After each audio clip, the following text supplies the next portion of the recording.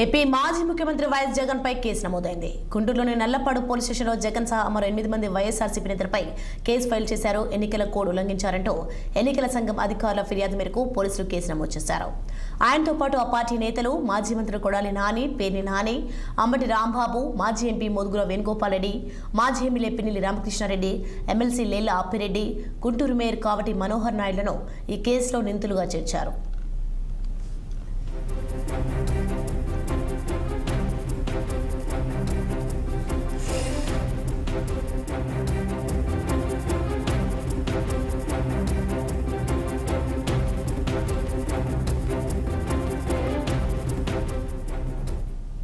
గుంటూరు జిల్లాలో ప్రస్తుతం ఎమ్మెల్సీ ఎన్నికల కోడ్ అమల్లో ఉంది.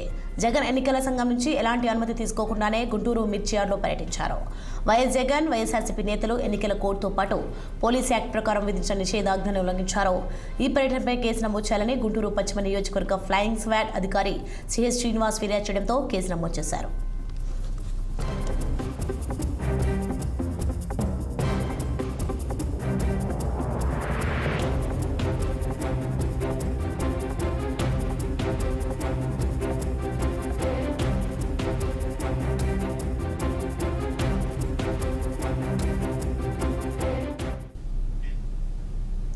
మహబూబాబాద్ జిల్లాలో ఉద్రిక్తత చోటు చేసుకుంది.